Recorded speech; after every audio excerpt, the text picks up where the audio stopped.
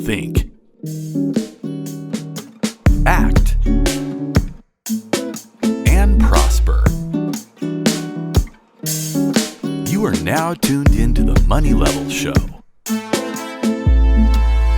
Hey everyone, welcome back to the Money Level Show, where we think, act, and prosper. And today we're going to talk to one of my favorite people that I like to listen to. He actually researched uranium to a high level, and I think that for me, I've got a basic understanding of it. I've been talking about uranium on this channel for a while. We've had Rick Rule on the channel talking about uranium. We've had Lynn Alden talking about uranium.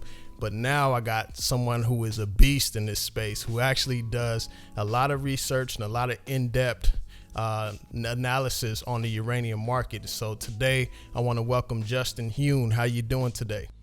I'm doing great, Daryl. How are you? I'm doing well. Just I'm liking the gains that we're seeing in uranium lately, but I expect that the gains are gonna be even more. So I'm just trying to hold on strong. Nicely done. Yeah. It's been a good past 6 months. That's for sure.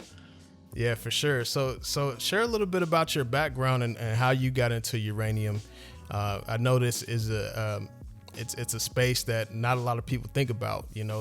I didn't think about it until I started listening to Rick Rule, and I think I watched on Jake's channel Rick Rule's interview on that, and so that was kind of my introduction. So how did you get into this?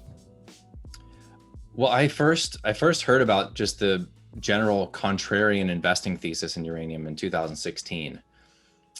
Prior to that, I had primarily been a trend following or momentum trader for a number of years. And I heard of it on a podcast from Frank Curzio's Wall Street Unplugged.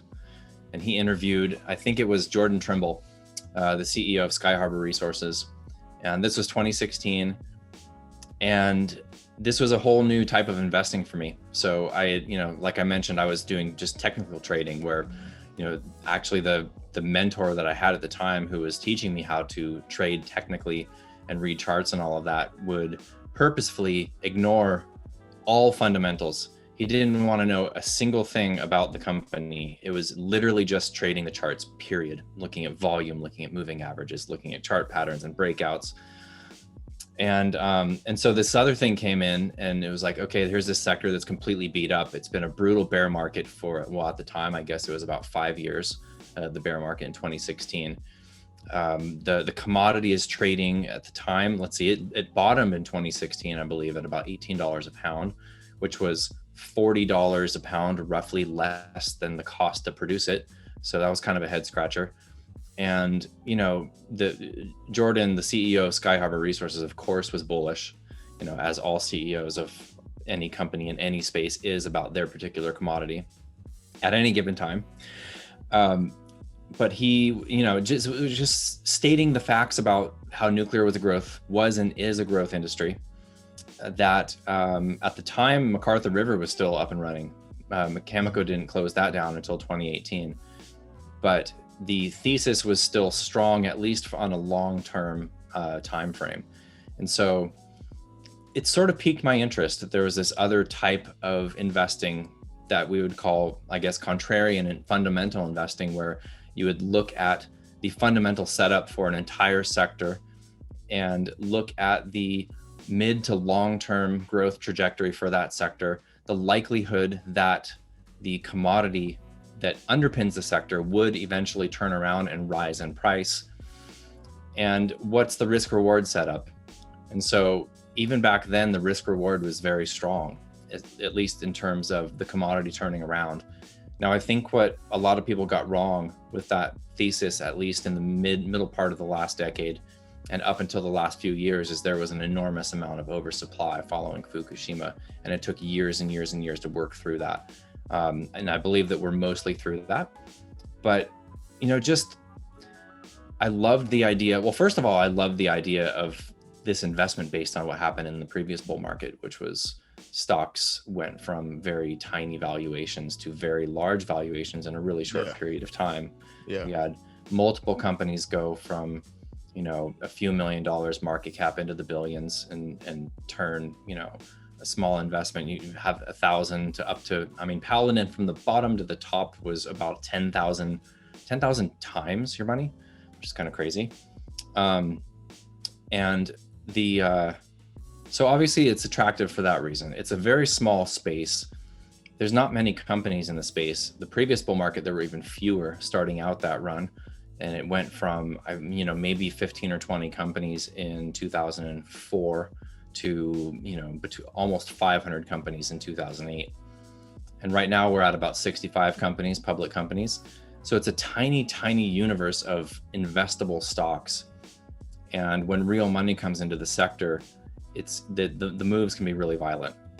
So over the past few years, it's just been a very low stress type of investment where the more research I did into it, the more I was bullish, the more I recognized the growth potential for uranium and for nuclear energy in general, that there's still 54 reactors under construction globally. The Chinese are going crazy building nuclear.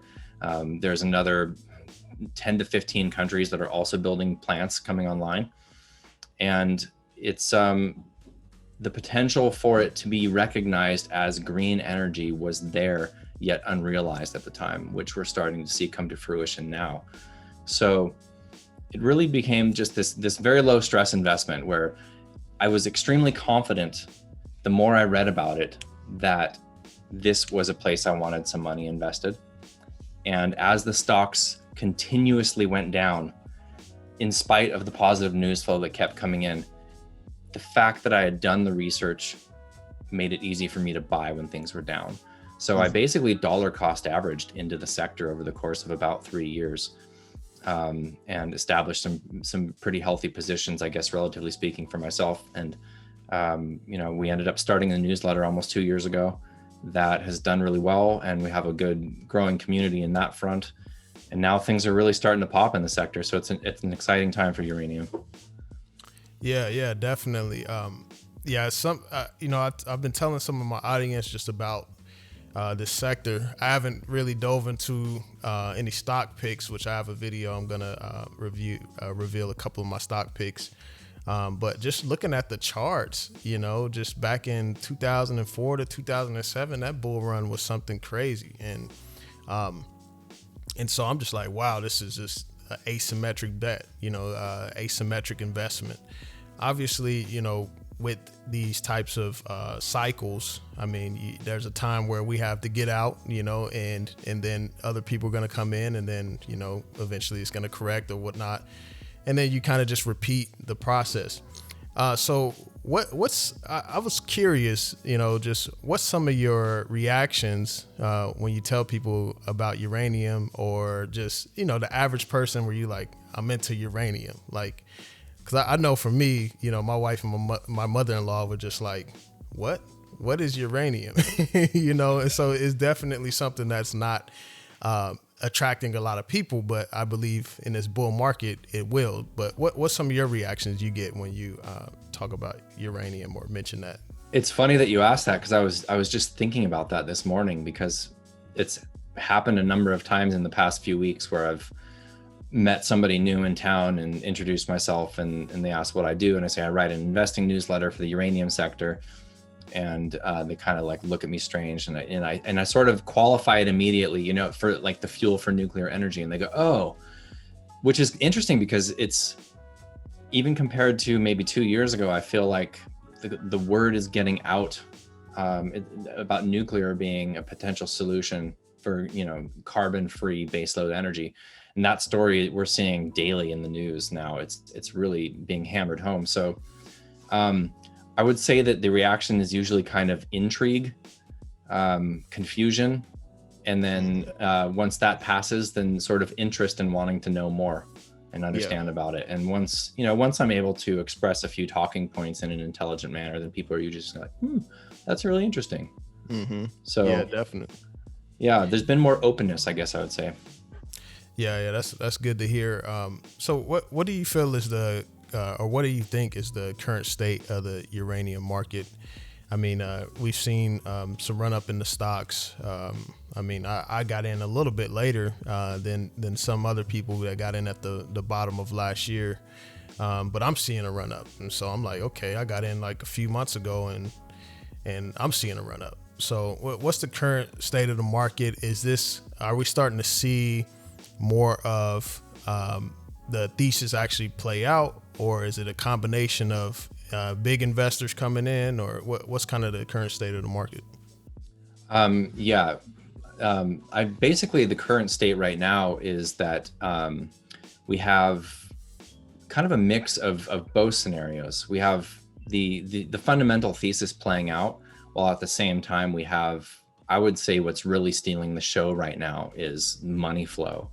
Money flow is really the story, and I think to ignore the money flow while supporting a thesis of why invest here, everything is overbought and the spot price is barely moving, is to completely miss a major part of what's happening here.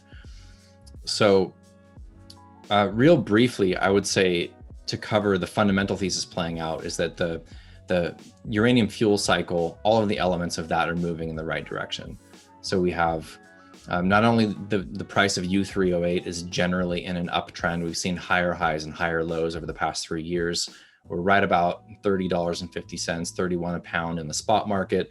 The term market hasn't moved up really that much over the past year. The spot market's kind of gone up and down, but the term market has stayed, in about the mid 30s per pound. I don't want to get too lost in the weeds there, but the term market is basically for anything with delivery beyond 12 months. So anything that's not in the spot market. So we still have some of the major players like Kazatomprom selling midterm pounds in the 30s. So out, 2, 3, 4 years that are, if not fixed, at least partially fixed price in the 30s. And but either way, U3O8's an uptrend. SWU, which is the price of enrichment, it stands for separative work unit, and it's essentially the cost that utilities pay to enrich the converted uranium, or the uranium hexafluoride, or the UF6. SWU is in a continuous uptrend. It continues to tick up, and that's really been the most important marker, I would say, in the fuel cycle, because with the previous, let's call them false starts in U3O8, 2016, 2017, we saw U3O8 do this kind of seasonally and in a reaction to Cameco closing McArthur River. But SWU continued to in the downtrend during those false starts. SWU bottomed in 2018, in the summer of 2018, and it's turned around and has risen pretty consistently since then. So basically that means that there's increasing demand for enrichment from the utilities. Utilities are the end users that are purchasing the enrichment. Whereas the U3O8 market, especially the spot market, is, or particularly the spot market. The term market is also end users and utilities, but the spot market is anybody who wants to buy uranium. So you've got traders in there, you've got entities doing what's called a carry trade, where they're actually selling out midterm pounds of the utilities and playing kind of an arbitrage trade on interest rates and a time arbitrage on the spot market fluctuations. You have producers buying uranium like Cameco and Kazatomprom. You have non-producers like we saw the last couple of months: Denison, Uranium Energy, Encore Energy, Boss, Uranium Royalty Company, finally Uranium Participation Corp. They've all buying in the spot market. So what was I saying? SWU. So SWU is end user demand, and that's rising, and that's a good sign. And the other reason that's a good sign is that as enrichment demand rises, you have less what's called underfeeding and tails re-enrichment. And without getting too deep in the weeds with that, that's basically secondary supply. That's been a major, it's been a major force to keep somewhat of a cap on uranium prices over the previous years, is that there's this consistent secondary supply that comes in through the enrichment process by underfeeding. Basically, they spin the UF6 down to a lower tails assay, which means they need less feed, so they underfeed the centrifuges. And then whenever there's excess capacity, they'll spin the tails material down and create more EUP, enriched uranium. So higher SWU, less secondary supply. That's good. Conversion in UF6, they're all going up. Conversion has been at or near an all-time high for a couple of years since the closure of the Converdyne plant in the States. So all of the elements of the fuel cycle are moving in the right direction. There's no real pieces of the fuel cycle right now that are worrying as far as questioning kind of a bullish thesis, at least for the time being. we're also seeing, let's see, we believe that the majority of the mobile inventory that was created through oversupply following Fukushima is close to being worked through. And the reason we believe that is because that material primarily came through spot market purchases and carry trades. And what we're seeing, for example, is the Denison purchasing on the spot market, 2.5 million pounds. They raised $75 million about 6 weeks ago. And the purchase of that 2.5 million pounds in the spot market came over 17 separate transactions through 12 different entities, sellers, that for delivery out 6 months for 2.5 million pounds. That's not a lot of uranium. And if that's not evidence of a very thin spot market, I don't know what is. So point being, there's not a lot of uranium just sitting around at these prices. Okay. Yeah, that makes sense. And some parts of that, y'all, I just actually had I did a video where I was talking about kind of cryptocurrencies and like feeling like in high school when you just walk into a circle of people having a conversation about something you know nothing about and you're just like nodding your head. And so like I felt that way a little bit. But so if I'm understanding correctly, so you have the term market, which the term market is, I would say, similar to futures, kind of, in the sense of like, they're selling it for a future price, or this is what they're going to sell it for in the future. And then you're saying that the enrichment process is, would that be kind of considered like almost like the purity of uranium or whatnot? Yeah, I think that you're close there. The term market, first of all, is uranium that's purchased for future delivery. So it's not necessarily a futures market in that you're trading based on expected future prices. I mean, in some way it is, but it's securing supply for future delivery. Okay, gotcha, so it's actually it's and most of the contracts that are signed for term market deliveries are split between fixed prices and spot reference prices. So for example, Cameco, which is typically one of the largest producers in the world right now, they're just bringing their Cigar Lake mine back online, but they still have McArthur River shut down. Their term contracts are generally 60% spot referenced and 40% fixed. So they might sign a contract that's, let's say, $45 fixed. That's a 5-year supply that starts delivery 3 years from now. And so what that means is at the time of delivery in 3 years, the utility is going to pay $45 per pound for 40% of whatever that quantity is being delivered. And they'll pay the spot market price at the time of delivery for 60%. So that's really interesting because, and we haven't talked about this yet, and we'll get into it in a second, but the spot market, I believe, is going to be largely driven by financial players. And then just to kind of clarify your second question about enrichment. So very briefly, the fuel cycle consists of multiple stages that take anywhere from 12 to 24 months from actually pulling the physical mined mineral uranium out of the ground and taking it all the way into a fuel assembly that will go into a nuclear reactor. So the uranium is mined from the ground. That's done either open pit mining, underground mining, or ISR mining. Open pit and underground are hard rock mining, where they're actually taking bulk material to the surface, grinding it, processing it, leaching it, and then that goes to a conversion. Whereas ISR is in situ recovery, where you're actually injecting fluid through injection wells and extracting it through extraction wells. And that fluid has some sort of lixiviant, which is oxygenated water, or it's sulfuric acid, like the Kazakhstanis use sulfuric acid for their ISR mining. So that produces, in either of those two ways, very, very briefly, U3O8. Then that goes to a conversion facility. That U3O8 is converted to uranium hexafluoride, which is a gas. That UF6 goes to an enrichment plant where it's spun at extreme speeds, extreme velocity to separate the U-235 and U-238 isotopes, because the U-235 isotope is the one that's fissile, and it only makes up 0.07% of the UF6.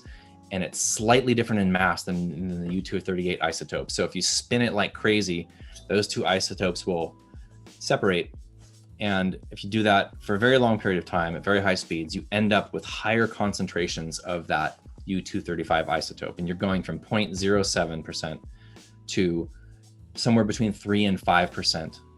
And so that's the enrichment. You're literally enriching the uranium hexafluoride, and you get from that process what's called EUP, or enriched uranium product. And then that goes on to a fuel fabrication where they make the fuel rods specific to the reactors. So each reactor has a specific fuel rod design. They have that comes from a specific enrichment level. So all of that process takes a really long time, which is another thing that makes this market so crazy and so interesting, is because it's not like a just-in-time delivery thing. Mm-hmm. It's not like, oh, you pull it out of the ground, it's good to go. It's got to go through this process. So you might be thinking like, oh, well, there's been all this excess supply and the spot market's still this price, and they don't need uranium until 2023. Well, that's tomorrow. Like yeah. that's very, very soon in uranium terms. Okay.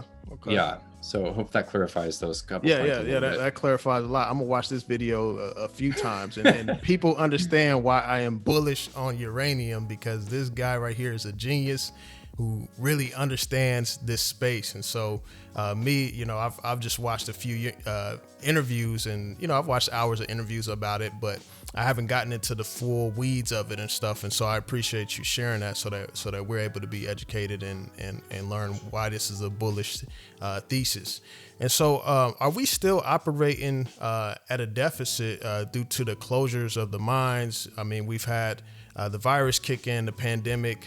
We saw chemicals shut down Cigar Lake, and some of the other mines get closed. And then I know that we were operating off of like some previous supply from, like, I don't know if it was the 70s or what, but some of the old supply that we've had for a while. So are we still operating at a deficit right now? Yes, essentially. There's a structural deficit. So if you take a snapshot of what's being produced annually and what's being consumed annually, then yes, there is a deficit. There's about roughly 180 million pounds of demand this year, and there's about 155 million pounds of supply, and that includes 20-ish million pounds of secondary supply. So you have 180 million pounds of demand and only about 132-ish million pounds of supply expected this year. So there's close to a 50 million pound structural supply deficit. That's partially offset by a few things. One is that secondary supply I mentioned. That's still coming in, though we're seeing that fall. That's definitely in a decline right now, and it was much higher the past few years. The other is inventory drawdown. So utilities have to keep a certain amount of inventory. The European utilities, for example, they have to keep 3 years of inventory. And that's not like that's fabricated fuel that's sitting in the warehouse. That's, right in the back 40. That's all throughout the fuel cycle. So utilities will always have a bit of each element of the fuel cycle in their inventory so that they can move along to the next step. The US utilities don't keep as much on hand. They were just above 2 years. They only report their inventories once a year, which I believe is in June next month. The reports last year, they were just above 2 years of inventory on average of U3O8 equivalent. And they have, this past year, there was not a lot of restocking purchases. So we're talking about term market contracts signed, spot market volume from end users, not just traded volume, like back and forth between traders. Mm-hmm. And they also had about 2/3 of the utilities in the States last year had refueling outages. They closed the plant down for a month and they have to actually refuel. So that refueling is a taking in of their inventory into the refueling of the reactor, taking it out of their inventory numbers essentially. So we think that their numbers are going to come in a pretty substantial amount lower this year. But So yeah, long story short, yes, we're still at a deficit. We will be in a deficit this year. We will be in a deficit next year. McArthur River coming back online at some point gets us closer to a balance, but that also depends on a certain amount of inventory and a certain amount of secondary supply. And the tricky thing with modeling out supply and demand is that you can look on paper and see it's like, oh, well, it looks like the market's going to be in balance in 2024. We've got McArthur River coming back online. If we have $55, $60 uranium, Paladin will bring Langer Heinrich back online in Namibia, and we'll basically be at a structural balance. It's like, well, that's not really how it works, because it's not a just-in-time thing. Like I mentioned, it's when we see a contracting cycle, a real bona fide contracting cycle, we're going to see 200, 300 million pounds of uranium contracted in a single year, and that's going to go for multiple years. So basically, they'll be buying a future supply. So that structural balance is sort of irrelevant during a contracting cycle, because utilities are not going to just hope that they can get the uranium they need on the spot market, especially considering the competition that they're about to have. Okay. Yeah, that makes a lot of sense. Yeah, because I was what I've learned was that the secondary market was secondary supply, and then that was the number that I've heard, that 50 million pounds short, and then uranium being about 10% of the global electricity, and so yeah, those are some things that I learned. And so now we have this initiative to push clean energy. We know that there's essentially a climate war or whatnot. So how critical is uranium to this initiative and this change globally towards clean energy? I would say it's absolutely critical. I mean, there's no way that any of these countries can meet their climate targets, their carbon reduction targets, without nuclear energy. I mean, there might be a few examples, a few outliers, like let's say New Zealand, for example, which has a ton of hydro. They've got a lot of mountains, a lot of rain, so they have a lot of hydroelectricity. But for a country like the United States, claiming to be, what was the last target, 50% less carbon emissions by 2030. I mean, you just can't do that with solar and wind. I mean, even if you could implement enough solar and wind to offset a certain amount of coal and natural gas energy, it's just so unbelievably unstable to the grid to have a high percentage of solar and wind. People use electricity at night, and the sun doesn't shine at night. And until and unless there's major breakthroughs in storage, battery storage, then this intermittent electricity can only realistically be a minority share of any particular grid. And that's why rooftop solar works so well, because you're plugged into the grid typically, unless you're off grid and you have your own batteries. So if you're in a city and you put solar panels on your roof, you're still tied into the grid. And so usually most of the time in the States, that's an electricity source that can cycle up and down pretty easily, like natural gas. Nuclear doesn't cycle up and down as easily, but it can cycle a bit. But it's base load, it's 24/7, and we've seen what has happened in countries that have shut down nuclear, that had it in spades, like Japan and like Germany. So Japan has a lot of coal power plants currently running. They've had to light up a lot of natural gas plants to make up for their lost nuclear. They're slowly bringing them back online, but I mean, Germany's been an absolute catastrophe when it comes to energy. They shut down a little bit more than half of their reactors following Fukushima, and since then they've cut down old growth forests to mine coal. They're importing energy, and they've got kind of the worst air pollution of any major country in Europe because of their coal-fired energy that has had to make up for the, oh man, how much was it? I think it was in the hundreds of billions that they've invested in solar and wind, and it's just not cutting it. It's not cutting it. So those kind of stories are becoming more mainstream, and I think that you can only preach about lofty goals for political purposes for so long until the implementation comes into play and you actually have to look at the hard numbers. So you simply can't run a grid as complicated and large as the one that powers the United States on 50% solar. I mean, you just can't do it. You have to have base load. It's essential. Yeah, that's funny. That's funny you say that. Just thinking about how the sentiment towards uranium was very negative for a while, especially after Fukushima, and and incidents like that. And then we go deeper into like mining more coal and making even more worse issues, based off this incident that not very many people were impacted, as opposed to like how many people were impacted by coal and other forms of energy that we use. And so, so I guess maybe common sense is coming back into the picture. Would you say? It seems like it. Yeah, it's great to see.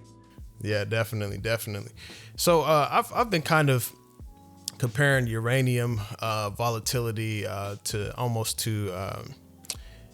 cryptos, but it's not as volatile, but the volatility is definitely I'm starting to see, and sometimes it's scary. I mean, and I've heard you say in a previous interview, be ready for a bumpy ride. I've seen Rick Rule talk about the volatility as well. How much volatility should an investor expect in this space? Is this something that you want to put money in and just like don't even go look at your account? Don't even think about picking up that phone and opening your brokerage account? Or is it something that you feel like it can be something that people can stomach? It's definitely a volatile sector. The volatility, at least over the past 6 months, has generally been to the upside, which has been a refreshing change.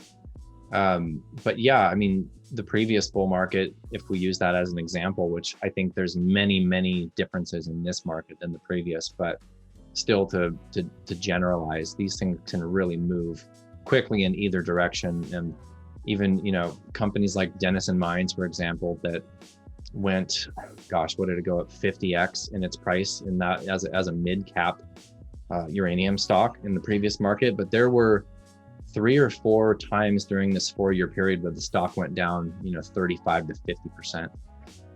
That's a big haircut. Yeah.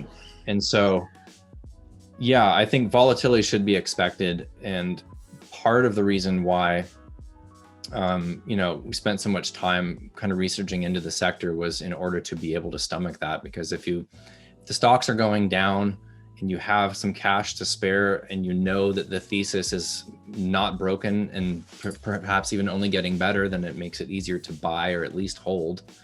And if you don't plan on holding through volatility or buying the dips, let's say, over what I think is going to be probably a 2 to 4 or 5 year bull market, maybe longer, probably not. I think we're increasingly looking like we're going to see kind of a more price spike environment similar to the last market based on recent developments. But if you're not planning on doing that, then I would either say stay away, or you better be a damn good technical trader to try to like scalp the cyclical tops and buy at the cyclical bottoms along the way.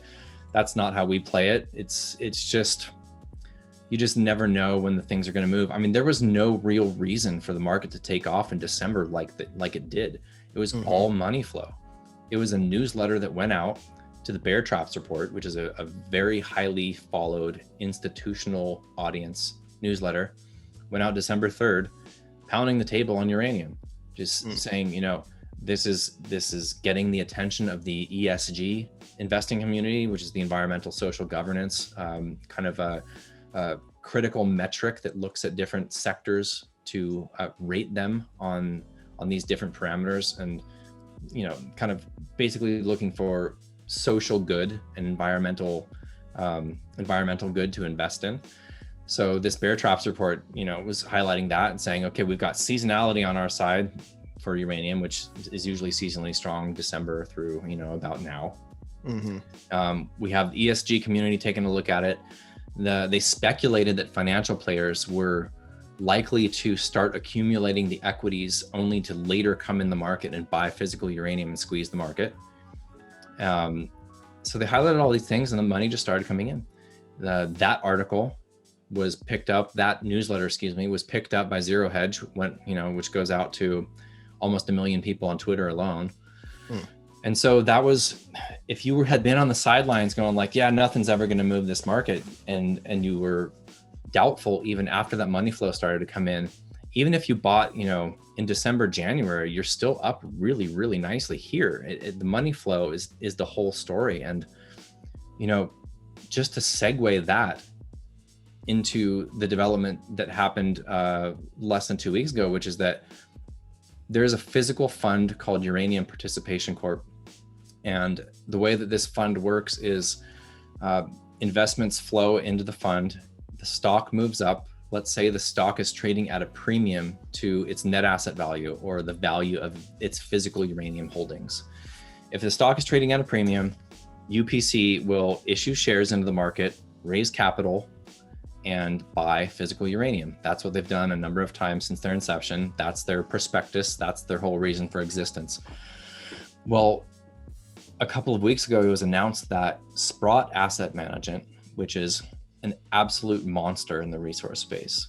They hold, your buddy Rick Rule is very familiar with Sprott. Yeah, definitely. They have physical gold, physical silver, physical platinum, and palladium. And I think there's one other that's gold and silver. All of these physical trusts where they purchase the physical metal and they have an investable stock on the New York Stock Exchange. And the assets under management of those trusts, I believe, is close to $5 billion. These are major stocks, essentially. Sprott's going to manage UPC. Yeah. And they are going to apply for ATM financing, which means that they will be able to issue shares any damn time they want, raise cash, and buy physical repeatedly over and over. And it is going to be the vehicle through which financial players can move this market. And so we think that between now and the time when the deal is done, which is supposed to be at the end of Q2, early Q3, when Sprott will officially be the manager of UPC, and they get their NYSE listing and the ATM financing, which, let's just say that's 6 months from now that all of this coalesces. I think that in between now and then, we're going to see Sprott and other financial players, other hedge funds, continue to position in the equities. Sprott kind of missed the boat. They didn't really buy into the uranium sector until recently. They've done 2 deals with Fission Uranium, but they haven't been taking place in any of these bought deals or any of these private placements in the uranium equities like some of these other funds have done, like Canaccord has done, Queens Road has done, TD has done. I mean, there's a dozen of them that have been over and over and over. You just see Haywood's a big one, Cantor Fitzgerald. Every time there's a financing, you'll see one of these names in there. They've been hoovering up this stuff for 3 years. Sprott is not. So Sprott missed the boat, and now they're like, you know what? Screw it. Let's just control the market. Yeah, I'm glad I hold some of those Uranium Participation Corp. I haven't revealed that to the people, but that is one that I invest in. Nice. And so you're obviously very bullish on uranium. So what percentage of your portfolio would you say is allocated towards uranium? I've heard some big numbers. I've heard, I think 60%. I've heard quite a bit. I think I'm pretty much a lot in gold stocks and uranium. I have some silver stocks and then a few tech and stuff like that. But uranium's a big portion of my portfolio. I'll probably say about 30-40%. How about you? For me personally, it's probably about 75%. Yeah. The rest is gold and silver stocks, a little bit of copper, and physical gold and silver. Oh, you know what? I have some cryptocurrency as well too. Maybe it's closer to 70%. It's mostly uranium. I have a bit of diversification, but that's the sector that I know the best. So I feel even though it's crazy volatile and risky, feels to me like the safest investment because I know it the best. So yeah, definitely. It's almost like you're almost like one of those Bitcoin holders when it first came out, got it for like pennies on the dollar. So I wonder how many of those guys are still holding it. Yeah. So hopefully that big payday comes. I'm definitely going to be buying some more. And obviously this isn't financial advice, but I have been seeing that the call options a couple years out on Denison is pretty cheap. So that's something I've been looking at too. Justin, I want to thank you for coming on the show. So could you talk a little bit about your newsletter where my audience can find you? Obviously, your background is uraniuminsider.com. Could you talk a little bit about that? Sure, yeah.